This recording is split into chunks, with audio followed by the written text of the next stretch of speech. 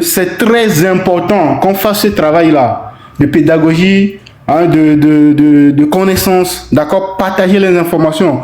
Nous, on ne peut pas avoir des informations et cacher ça, garder ça pour nous, en jouant que oui, on est des intellectuels, on est chez non, nous ne fonctionnons pas comme ça, d'accord? À partir du moment où on a des informations, on vient ici, on essaie, hein, le minimum possible de l'expliquer, d'accord? On essaie, hein, de l'expliquer, de vous montrer ce que ça signifie. Donc aujourd'hui, c'est un live spécial, parce qu'il y a une surprise. Donc voilà.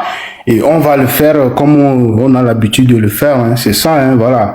Une surprise reste une surprise parce que avant qu'on ne commence cette surprise-là, à parler de surprise, on a déjà, hein, demandé, hein, aux compatriotes qui étaient dans les commentaires de nous dire est-ce que vous aimez les surprises? Voilà, et la plupart, hein, tous ceux qui étaient là nous ont dit oui. Donc du coup on dit bah ouais, pourquoi pas? Bah on continue à faire des surprises pour les Togolais, pour faire plaisir aux compatriotes togolais. D'accord? Donc c'est ça aujourd'hui. Et je peux vous dire que ce live ne va pas durer trop longtemps, hein. On vient, on partage l'information avec vous, on vous donne l'essentiel et puis demain samedi, on se retrouve comme d'habitude à la même heure. Dites bonjour. Alors, son micro est fermé, on écoute Adolphe Ramaticha, hein, à Tialamou. Oui, Milawel. Oui. Je suis là. Ça va? Oui, tu es là? Oui, ça va. Oui, ça va et toi? Oui, ça va. Ok, ben écoute, pour finir avec le petit laïus que tu as fait sur l'ignorance, je salue tous ceux qui sont dans les commentaires, hein, et tout le monde. Je voudrais quand même dire que la dernière fois, on a parlé de l'ignorance et certains l'ont pris comme une insulte, comme si, comment dire, on les a déshabillés ou bien comme si on a insulté leur papa ou leur maman. Ils ont failli nous faire un AVC en live et tout, samedi soir et tout le week-end dernier. C'était impressionnant quand même, hein, le déferlement d'énergie qu'il y a eu après. Mais moi, je voudrais quand même vous dire, vous savez, l'ignorance, c'est pas quelque chose de honteux. Vous savez ce que disait Socrate? Je pense que vous connaissez Socrate. Est-ce qu'il y a les gens dans les commentaires? Est-ce que vous connaissez Socrate? Le philosophe Socrate. Hein? Est-ce que vous connaissez Socrate? Dites-le en commentaire. Oui, non, oui. Socrate. Socrate, c'est la référence des philosophes. Vous voyez, est-ce que vous connaissez la statue, le penseur, où il y a un homme assis avec, comment ça s'appelle, la main sous le menton comme ça. On appelle cette statue le penseur. Voilà, c'est une statue qui symbolise, enfin qui représente Socrate. Alors Socrate, c'est un des plus grands philosophes de notre temps, enfin pas de notre temps actuel, mais de tous les temps, on va dire. Et vous savez ce que Socrate... Mila, où est ton micro? Mila, où est ton micro? Voilà, quelqu'un a dit maître de Platon. Socrate, c'est maître de Platon. Alors, qu'est-ce que disait Socrate, l'un des plus grands philosophes, hein, connus? Socrate disait... Socrate n'a pas écrit, hein. On a eu que des reports, hein, des rapports de ces discussions avec Platon et tout. Et donc, dans Apologie de Socrate, il disait « Le premier savoir est le savoir de mon ignorance. C'est le début de l'intelligence. » Vous comprenez? Socrate dit « Le premier savoir est le savoir de mon ignorance. C'est le début de l'intelligence. » Et ça a été traduit comment? En grec, les Grecs ont traduit ça en « je ne sais qu'une chose, c'est que je ne sais rien ». Ou encore « tout ce que je sais, c'est que je ne sais rien ». Et il dit que ça, quand vous commencez par affirmer ça, c'est le début de l'intelligence. C'est avant de... Socrate dit, pour pouvoir être intelligent, il faut d'abord reconnaître son ignorance. Parce que si vous ne reconnaissez pas un mal, comment vous pouvez le guérir? Vous voyez? Donc c'est important, quand il y a un mal, de pouvoir mettre les mots dessus et pouvoir avancer. Voilà, donc Socrate le plus grand philosophe, un des plus grands philosophes, on va dire, parce qu'il y en a plein d'autres aussi, qui nous dit, tout ce que je sais, c'est que je ne sais rien. Et que l'ignorance est le premier savoir. Comment dire? Il dit, le premier savoir est le savoir de mon ignorance, est la conscience de mon ignorance, la prise de conscience de mon ignorance, et que c'est le début de l'intelligence. Est-ce que en disant cela, Socrate s'insulte? Est-ce que en disant cela, Socrate se diminue? Vous voyez? Donc, quelque part, c'est très important de prendre le temps, quand on dit quelque chose, quand on entend quelque chose, de prendre le temps d'y réfléchir, le temps de faire quelques recherches et d'avoir des informations pour pouvoir, voilà, essayer de bien cerner ce qu'on veut dire. Il faut replacer les choses dans les contextes, il faut recontextualiser les choses pour pouvoir saisir toute la signification, tout le sens des mots. Ne sautez pas sur les choses et voilà, parce que ça devient ridicule, quoi. Ça devient vraiment ridicule. Voilà. Donc, un petit salut à tout le monde, à tous ceux qui sont dans la lutte. Nous venons ce soir, comme l'a dit Mila, pour une occasion spéciale. Mais Mila, je pense que ce serait bien qu'on communique une information capitale qui vient de tomber là. Oui, justement. Attends, mais en direct. Mais attends 2 secondes Mais attends, avant, tu peux jouer le son en attendant, s'il te plaît. Oui. C'est juste pour compléter par rapport à ce que tu disais sur l'ignorance. Il y a aussi Aristote aussi qui disait que l'ignorant affirme, le savant doute, le sage réfléchit. Voilà. L'ignorant affirme, le savant doute, le sage réfléchit. Et quand j'ai lu le bouquin de Farida Nabourema, Mélancolie de l'opprimé, et Farida dit dans son ouvrage que nous devons rompre avec les chaînes de l'ignorance. Fin de citation. D'accord? Ça, c'est Farida qui le dit dans Mélancolie de l'opprimé. J'ai montré ce bouquin ici, j'ai recommandé ça à des collègues de lycée. Il dit que nous devons rompre avec les chaînes de l'ignorance. Ça, c'est écrit par Farida, ça vient de sortir tout récemment. Vous voyez un peu, donc, c'est ça, et nous savons que nous sommes des ignorants, donc nous sommes là pour apprendre aussi, d'accord? N'hésitez pas à monter sur le panel, à nous donner des cours aussi, des enseignants, des enseignements aussi. Nous sommes des preneurs, d'accord? Nous sommes ouverts pour apprendre. Nous sommes ouverts pour apprendre.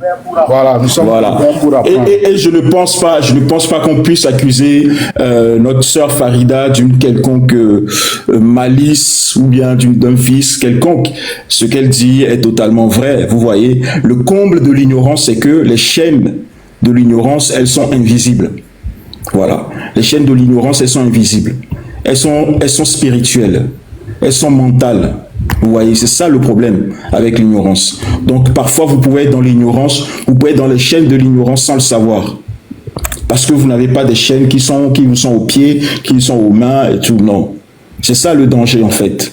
Et c'est pour ça que c'est important de le souligner, c'est important de le dire pour qu'on puisse en sortir. Parce que ce qui nous arrive au Togo, franchement, Mila, et on vous a parlé tout à l'heure d'un salon Telegram qu'on a fait hier.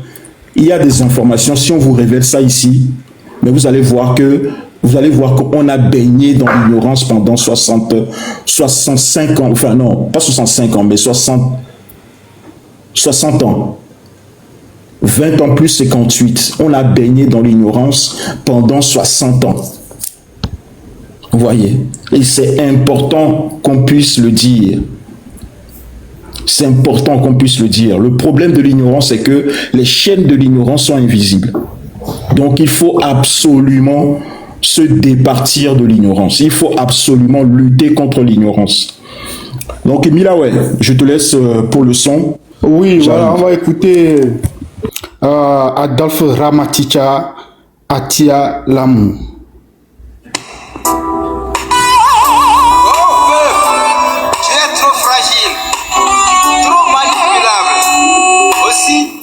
Tu as pu très facilement te promettre un paradis.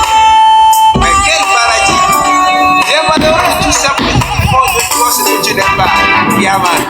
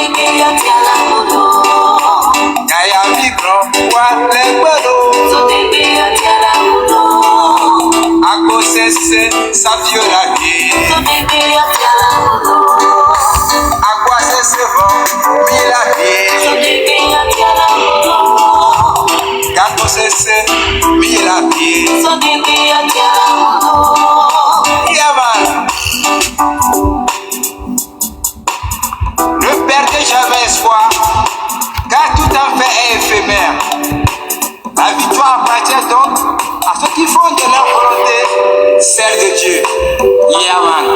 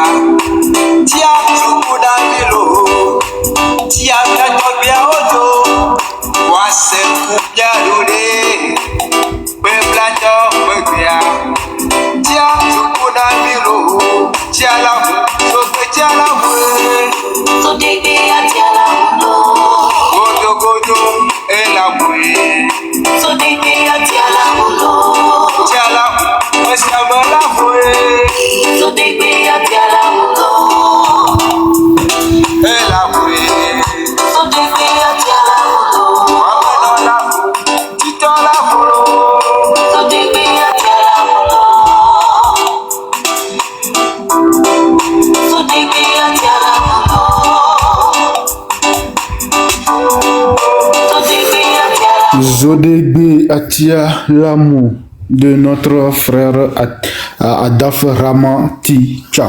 Adaf Ramaticha. Voilà, et je voudrais vous montrer la nouvelle page Facebook de Ferdinand. Voilà, Pour ceux qui ne le savent pas, allez, hop. Ça c'est quoi ça encore? Voilà. Vous voyez, ça c'est la nouvelle page Facebook. Hein. Ah, c'est donc bon, c'est pas une nouvelle page, hein, c'est une page qui existe depuis, hein, mais c'est seulement, je pense que c'est ici maintenant qu'elle va faire hein, les lives, hein, les directs, je pense, hein, puisque voilà, il y a trop de sabotage, donc des gens qui n'arrêtent pas de signaler la page, donc voilà, retrouver toutes les infos sur la page ici, d'accord, voilà, tout est là et retrouver les infos là-bas. D'accord. Voilà. Là, c'est ce que je voudrais vous montrer. Ensuite, on attaque avec la tribune là. C'est une information là. Cette information qui vient de tomber. Hein. D'accord. C'est une information. La page TikTok. Ceux qui me demandent la page TikTok de Ferdinand, je pense que c'est l'autre journal, non? Et quelqu'un l'a écrit en commentaire tout à l'heure, je l'ai vu, non? La page TikTok, c'est le nom concrètement, exactement, c'est l'autre journal officiel. Voilà, l'autre journal officiel. Sauf erreur de ma part, hein, l'autre journal officiel. D'accord. Les gars, regardez, voilà, il y a... Vous voyez la date, le 2 mai 2025, ça vient de tomber, hein, ça vient de tomber. Hein, on est aujourd'hui le 2 mai, l'information vient de tomber, d'accord. 20 ans d'espoir dessus sous fort Nyansingbe, l'heure du bilan, d'accord. Nous allons vous lire cette tribune-là, hein, on va lire ça. Et ensuite, on va partager ça dans la chaîne Telegram où tout le monde peut aller télécharger et en faire ce qu'il voudra. Hein. Voilà, et en plus, ceux qui enregistrent le live, voilà, ceux qui enregistrent nos lives, voilà, pour faire je ne sais pas quoi. Moi, je vous invite encore à enregistrer le live. Voilà, et ensuite, c'est un devoir de maison. Les copies, vous ramassez les copies hein, le samedi suivant, pas le samedi de demain, mais le samedi hein, du combien là, c'est le 10, non? Voilà, le samedi 10 mai, devoir de maison, enregistrer le live, discuter, voilà, vous pouvez tout dire, voilà, ensuite l'essentiel c'est de ramasser les copies le samedi 10 mai. Voilà, c'est très important, il faut que je le dise au début. Voilà. Allez, on y va. 20 ans d'espoir dessus sous Nyansingbe, l'heure du bilan. Et la personne qui écrit ça, c'est pas n'importe qui, hein. Le nom de la personne est en bas. D'accord, nous allons lire jusqu'à aller en bas, hein, et vous allez voir le document, le nom de la personne qui a dit ça, qui a écrit cette tribune. D'accord, le 2 mai 2025. Depuis 2 décennies, le peuple togolais fait preuve d'un courage remarquable face à l'adversité. Il endure, espère, se mobilise, mais trop souvent, il est réduit au silence. Aujourd'hui, alors que le pays traverse une nouvelle phase de crispation politique et d'incertitude démocratique, je prends la plume pour affirmer ceci. Il est temps que la volonté du peuple togolais soit enfin respectée. On continue. Je n'écris pas ces lignes en tant que partisane, mais en tant que citoyenne togolaise, femme, mère. Je crois que notre Togo est possible et je sais que ce changement ne viendra pas d'en haut, mais du peuple lui-même, de sa mobilisation, de sa vigilance, de son unité. Il est temps d'écouter ce peuple. On continue la lecture. 20 années se sont écoulées depuis l'accession de Faure Nyansingbe à la magistrature suprême, dans des circonstances que l'histoire retiendra comme étant douloureuses. Dans une déclaration devant le peuple souverain, il reconnaîtra l'ampleur de cette douleur en ces termes. Je cite, « Plus jamais ça au Togo ». Fin de citation. Aujourd'hui, Alors qu'une nouvelle manœuvre politique a été orchestrée pour maintenir Faure Gnassingbé au sommet de l'État sous une autre étiquette, une question fondamentale s'impose. Quel est le véritable bilan de Faure Gnassingbé après 2 décennies de règne? En 2005, il proclamait, je cite, « Lui, c'est lui, moi, c'est moi ». Fin de citation, annonçant une prétendue rupture prémonitoire avec la gouvernance de son père, le général Gnassingbé Eyadémon. Cependant, 20 ans plus tard, en dépit de plus de 15 000 milliards de francs CFA injectés dans l'économie togolaise, les résultats tangibles sur l'amélioration des conditions de vie des Togolaises et Togolais peinent à prendre corps. In fine, force est de constater que les proches de Faure Gnassingbé, qui aujourd'hui célèbrent et glorifient le général Gnassingbé Eyadémon et ses œuvres, sont les mêmes qui proclamaient haut et fort que Eyadémon a laissé un Togo socialement délabré, politiquement divisé et économiquement exsangue. Ce paradoxe met en lumière l'échec d'une gouvernance incapable de tracer sa propre voie et de porter l'espoir d'une véritable transformation structurelle du Togo. Qu'il me soit permis ici de souligner à juste propos que l'avènement de Faure Gnassingbé au pouvoir a suscité un regain d'intéressement de la communauté internationale vis-à-vis du Togo. En effet, la reprise de la coopération avec les partenaires au développement bilatéraux comme multilatéraux a conduit dans un premier temps à une annulation partielle de la dette publique, faisant passer le stock de la dette publique globale du Togo de 1210 milliards de francs CFA en 2005 à 767 milliards de francs CFA en 2010. Ce processus d'allègement de la dette publique va ouvrir la voie au financement de plusieurs programmes tels que le document stratégique de réduction de la pauvreté DSRPIC et la stratégie de croissance accélérée pour la promotion de l'emploi SCAP. Ceci va provoquer le réendettement du Togo, faisant passer la dette publique globale de 767 milliards de francs CFA en 2010 à plus de 3800 milliards de francs CFA en 2023. Ces ressources mobilisées au nom du contribuable togolais se sont transformées en un fardeau écrasant pour les générations futures. En réalité, le stock de la dette actuelle n'a pas de contrepartie en actifs de production. À cela s'ajoute la privatisation massive d'institutions publiques, notamment la BTD, la BTCI, Togo Telecom, etc. L'impact concret demeure invisible. La symbolique de cette carence en matière de gestion des finances publiques est la succession des collectifs budgétaires depuis 2015. Cela dénote la navigation à vue des gouvernements de Faure Gnassingbé. En tout état de cause, la réalisation d'un taux de croissance à 2 chiffres, la relance de la consommation des ménages et la performance du secteur privé pour une relance globale de notre économie restent d'immenses défis à relever. Au demeurant, ces objectifs ne peuvent être atteints que s'il y a une réduction significative des détournements des deniers publics et l'instauration de la fin de l'impunité des crimes économiques. Le système sanitaire du Togo n'a subi en 20 ans aucune transformation structurelle nécessaire à la satisfaction des besoins de santé des populations. La contractualisation ne semble pas avoir répondu ni aux attentes des populations ni à celles du personnel soignant. Les réformes relatives à l'imposition de l'assurance maladie, sans études approfondies et sans consultation préalable des acteurs concernés, n'ont fait qu'augmenter les charges des entreprises privées et risquent dans le moyen terme de déstabiliser le secteur de la santé.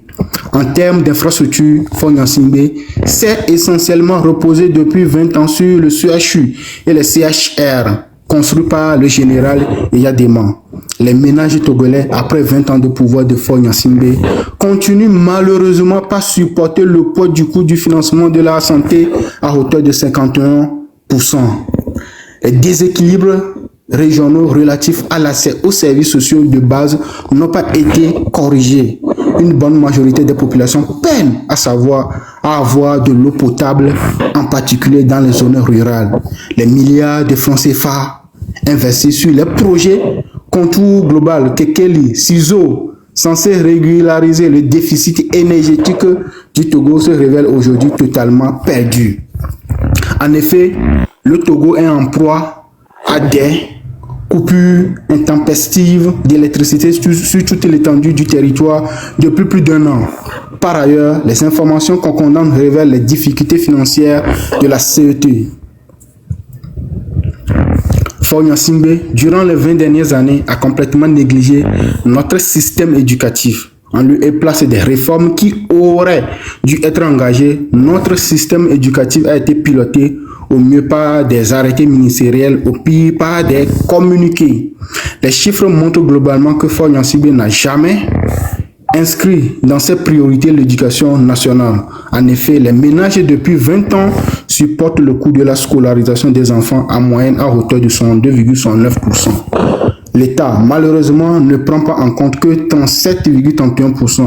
Le Togo est toujours tributaire de l'aide publique au développement, APD, en moyenne pour 20 milliards par an. Dès lors, il nous paraît évident que notre système éducatif n'a aucun avenir avec Faure Gnassingbé. La gouvernance s'est réduite à un exercice de propagande politique à des fins de conservation du pouvoir, reléguant au second plan la transformation structurelle du pays. Ainsi, le projet de création de l'OTR s'est transformé en un outil d'accumulation de richesses. À ce titre, le budget de fonctionnement des deux régies financières, impôts et douanes, est passé en quelques années d'un peu plus de 5 milliards de francs CFA à 19 milliards de francs CFA pour une institution qui n'a que pour principale attribution le recouvrement des recettes fiscales. La gestion de l'OTR s'est progressivement muée en celle d'une entreprise privée opérant dans une totale opacité. Sur un autre registre, la modernisation des infrastructures de transport n'a pas eu lieu. L'implémentation d'un ambitieux projet de réseau ferroviaire a même de renforcer l'attraction du port de Lomé et de baisser le coût de transport des biens et des personnes a été abandonnée. Nous n'avons assisté qu'à de petits projets de construction de routes dont les principaux objectifs sont ailleurs. La promesse de la construction d'une autoroute s'est évaporée en l'instar des multiples autres engagements restés sans lendemain. Dans ce contexte, comment croire aux promesses d'accords de transit avec les pays de l'Alliance des États du Sahel, AES? Face à ces défis internes, Faure Gnassingbé préfère se déployer sur la scène extérieure sous le manteau de pacificateur et de médiateur. S'il est louable de contribuer à résoudre les conflits de ses voisins, il est d'autant plus impératif d'assurer d'abord à son peuple l'accès au minimum vital. C'est dans un tel climat d'échec que se prépare une confiscation définitive du pouvoir par une réforme taillée sur mesure que vaut l'instauration d'un régime parlementaire. Dans un pays où les députés ou sénateurs sont choisis, il transparaît dès lors que ces sénateurs, députés, gouverneurs et autres figures imposées n'ont d'autre vocation que d'entériner sans débat ni contradiction la mise en place de Faure Gnassingbé au mépris de la souveraineté du peuple togolais. En réalité, ceux qui se congratulent, dites ton micro s'il te plaît, ton micro. Ceux qui se congratulent aujourd'hui d'occuper des postes de pouvoir sous ce régime sont en réalité les plus enchaînés. Aussi, face à l'arbitraire, le régime du peuple est plus que jamais nécessaire. Cet avertissement et cette misère planifiée ne sont pas une fatalité. Ils sont le produit de la Résignation collective. Résignation collective. Mais là, ouais, je sens que tu es très émotionné là. Je vais prendre la suite, s'il te plaît, Osia. Moussi, virez, Osia. Moussi, virez, bientôt, quand vous allez découvrir l'auteur de ce document, vous allez tomber à la renverse. Et je continue. Dans ce contexte d'échec des politiques publiques, de projets avortés, de chantiers inachevés, de détournement de deniers publics, la responsabilité personnelle de Faure Gnassingbé est totale. Architecte d'un système fondé sur la peur et l'impunité, il écrase toute voix dissidente par l'intimidation, la violence, les arrestations ou l'exil. Je rappelle, à toute fin utile, que je suis toujours dans l'attente de mon attestation d'origine qui doit servir à la création de mon parti politique. Notre souhait le plus ardent est de contribuer désormais à mettre fin à de telles pratiques qui démontrent l'absence de liberté d'association, de réunion ou d'expression À ceux qui nourrissent l'illusion d'un changement spontané, je rappelle que rien ne tombe du ciel, sauf la pluie. La libération d'un peuple est toujours le fruit de son propre ouvrage, de son propre courage et de sa lucidité. En tant que maire et membre de la grande famille Gnassingbé, j'ai une responsabilité morale de tirer la sonnette d'alarme, assumant ainsi ma part de vérité. Lorsque les fondations d'une nation sont minées, il n'y a plus de neutralité possible. Ceux qui croient aujourd'hui être à l'abri découvriront demain qu'ils furent les premières victimes de leur propre lâcheté. On dirait le poème de Affectio. Le président Faure Gnassingbé, avant de chercher à s'imposer à nouveau sous une nouvelle casquette, doit avoir l'honnêteté de dresser son véritable bilan. Il doit objectivement reconnaître qu'il vient de passer 20 ans d'errance politique, de régression économique et sociale, d'asservissement du peuple togolais et de désespérance nationale. Il doit cesser de multiplier les poses de première pierre et commencer par inaugurer ce qu'il a promis depuis 20 ans dans son programme des 20+. Le Togo n'a pas besoin d'un masque constitutionnel pour dissimuler cette douleur. Le Togo a besoin d'un nouveau départ, sans Faure Gnassingbé, pour enfin reconstruire une république au service de nous tous. Le Togo a besoin de stabilité, mais pas d'une stabilité imposée par la force et le silence. Il est temps de comprendre que le vrai socle de la paix durable, c'est la justice, l'équité et le respect du citoyen. Il est temps de comprendre que le vrai socle de la paix durable, c'est la justice, l'équité et le respect du citoyen. Les Togolaises et Togolais attendent des perspectives, pas des blocages. Nos concitoyens veulent être entendus, pas gouvernés par la peur.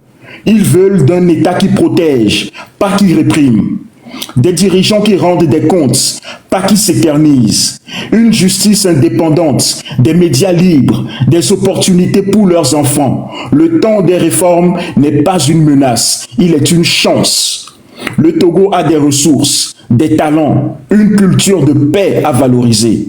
Puisse Dieu veiller sur le Togo.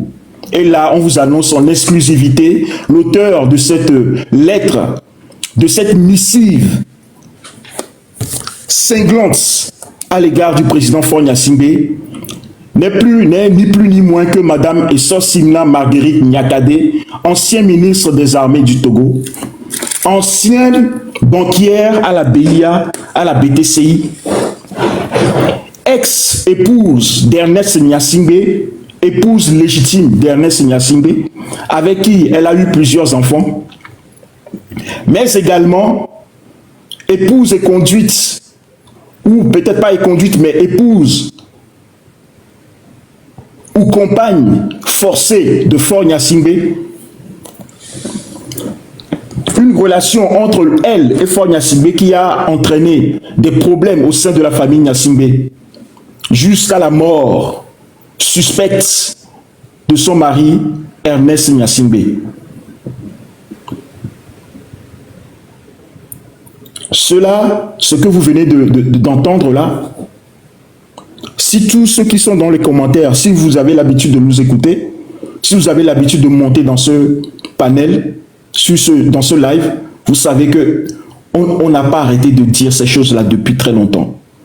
Est-ce que vous vous rendez compte de la violence des accusations? Vous vous rendez compte de la violence des termes?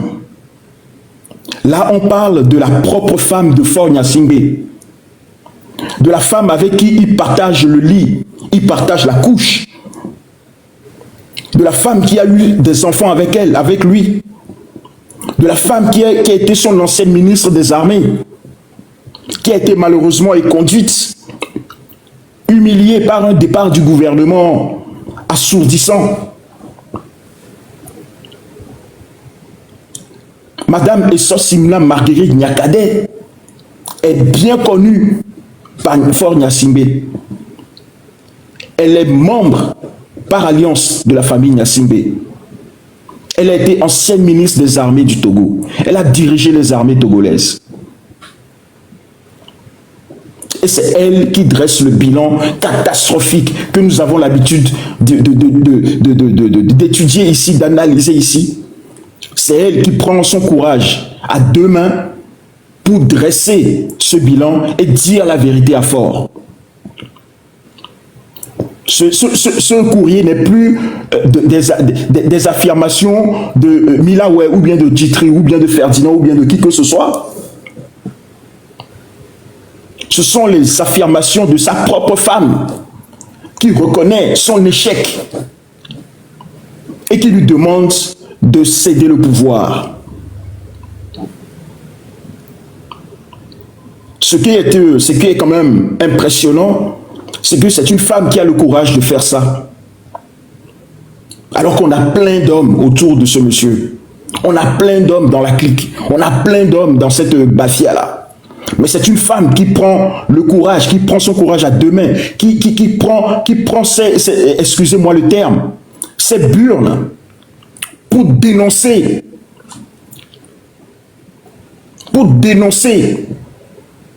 pour dire la vérité à ce régime tortionnaire, à ce régime tyrannique. C'est une femme qui le fait. Donc, chers amis, vous avez déjà la première surprise. Cette information qu'on vous donne en exclusivité, cette lettre de Madame Essosimna Marguerite Niakade, ancienne ministre des Armées du Togo, au sein du gouvernement togolais de Faure Gnassingbé, qui, à la veille de la nomination du président du Conseil, a décidé d'ouvrir son cœur, a décidé de dire la vérité, a décidé d'ouvrir la boîte de Pandore et de tout lâcher, de tout mettre sur la place publique. Elle dit 20 ans d'espoir déçus sous Faure Gnassingbé. C'est l'heure du bilan. Alors nous allons revenir petit à petit sur ce courrier-là que vous découvrez ici en exclusivité chez nous. Et nous allons revenir dessus. Nous allons analyser ça paragraphe par paragraphe pour que vous puissiez comprendre quelque chose. Que quelque chose se passe au Togo actuellement. Vous avez cru que le travail que nous faisons ici, c'est un travail vain, anodin. Mais regardez les conséquences. Elle nous parle de dettes. Elle nous parle de manque d'infrastructures. Elle nous parle de détournement de fonds. Tout ce dont nous parlons ici depuis très longtemps. Vous voyez les impacts du travail que nous faisons? En toute modestie, c'est pour le Togo que nous le faisons. Vous vous rendez compte de l'impact du travail? Aussi bien et surtout de Ferdinand Ité qui nous a permis de prendre conscience, de prendre connaissance de plusieurs informations. Vous vous rendez compte du travail capital de notre grand frère Ferdinand Ité, de tous les journalistes togolais? Vous vous rendez compte de ça? Ça, c'est le résultat de son travail.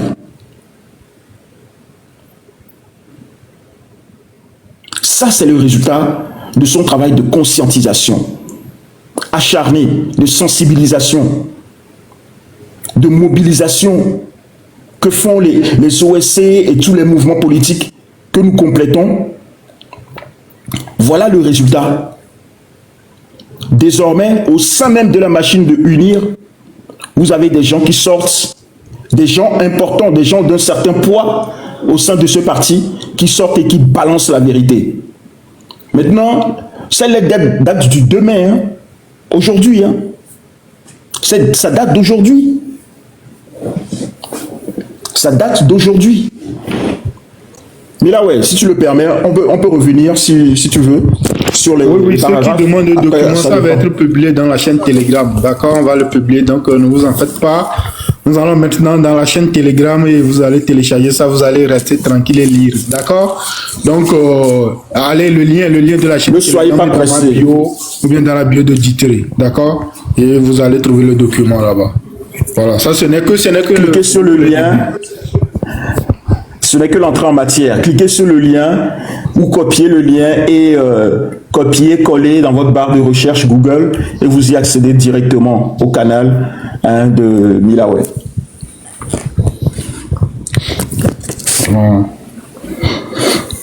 Est-ce qu'on fait monter des gens ou pas, Milaway?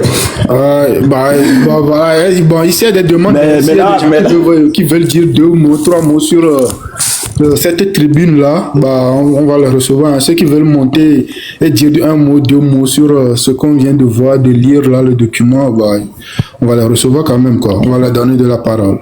Ouais. Mais sachez que dans quelques minutes après, on va descendre tout le monde. Allez-y. Monsieur, oui. OPD, ouvre ton micro est fermé.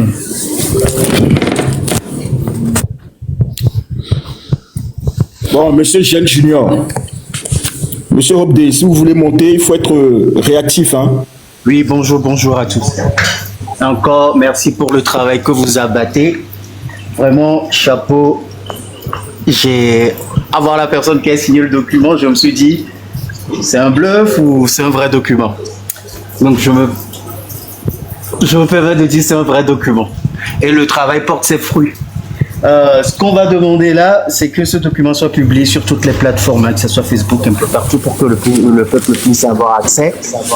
Et donc, dire au peuple que ça commence à affecter entre eux. Donc, pourquoi c'est pas le bon moment si on se décide de rentrer tous en action? Est-ce que c'est pas le bon moment? Voilà, en publiant ce document, montrant la signature de la personne. C'est une personne qui a été importante dans la machine RPT UNIR, hein, qui aujourd'hui fait cette sortie, et ni plus ni moins, voilà, une de ses épouses. Donc, monsieur Forniassibé est quelqu'un de très têtu. Donc, quand les opportunités arrivent et quand les signes sont là, les étoiles commencent à être alignées, je pense que c'est le moment ou jamais. Donc, restons mobilisés. Et en tout cas, merci encore pour le travail que vous faites. Je profite de votre panel. Il y a quoi? Il y a 240 personnes qui nous entendent. Vous avez compris, vous avez écouté le nom de la personne. C'est un message très important, très fort ce soir. Apparemment, on a vu aussi des documents circuler sur Facebook. Après la nomination, apparemment, il y aura prestation de serment immédiatement aussi. Donc, je ne sais pas si vous avez eu ces infos. Tout ça prévu pour la journée du samedi 3. Merci de confirmer ces infos si c'est vrai. Encore merci pour le travail de journaliste que vous faites. Je laisse les autres personnes parler, mais Togolais, viens, bâtissons la cité, il est temps. Merci, Jeanne Junior. Effectivement, nous avons aussi vu ces documents et nous avons aussi eu les hypothèses selon la prestation de serment immédiate. Donc, on attend de voir. Donc, demain, nous serons en direct aussi à partir de 10h de Paris pour vous informer en temps réel. Monsieur Constitution 92, Bonsoir, Dietrich, bonsoir Mila. Merci pour le travail que vous abattez et merci pour toutes les informations que vous nous donnez. Merci, c'est très bien. Et moi, je tiens seulement à dire que c'est une brèche dont nous devons profiter et que si ceux qui ouvrent les lives doivent en parler partout pour et sensibiliser encore les gens et mobiliser les membres du régime, ceux qui veulent déserter, qui disent que c'est le moment de déserter et que ça serait très mieux pour eux de déserter maintenant. Moi, c'est ce que je veux dire. Merci beaucoup. Et à plus. Pour information, ceux qui écrivent en commentaire qui n'arrivent pas à joindre le canal via le lien, copiez le lien et collez ça dans Google. D'accord? Et puis vous tapez entrée. Donc c'est ce que vous pouvez faire. Hein, le nom de la chaîne Telegram, c'est Milaway, hein, comme vous le voyez, hein, c'est Milaway.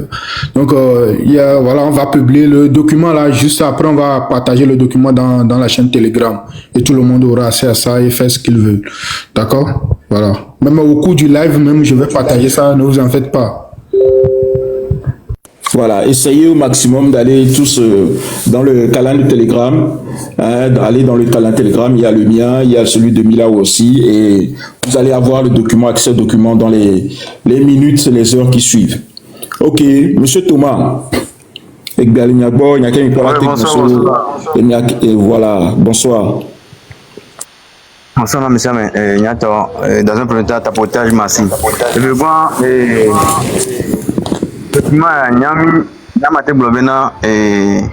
Avant Goukoya, Boula battait pas ça deux soya, parce qu'on sait bien que entre eux-mêmes là-bas aussi, nous en offrons. Et il n'y a qu'un manque batté pour il n'y a pas de blas ligi d'arrêt. Il y a se préparer comme il est à Hawaï, mais c'est un blas ligi d'arrêt.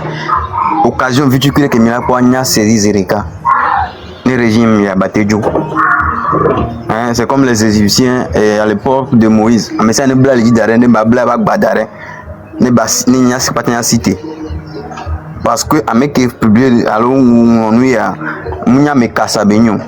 A merke le wato demain. Et wato demain bela to dit so quoi. Wato demain et ne toi dit le wato demain pas. Nous on saisit l'occasion pour libérer notre pays.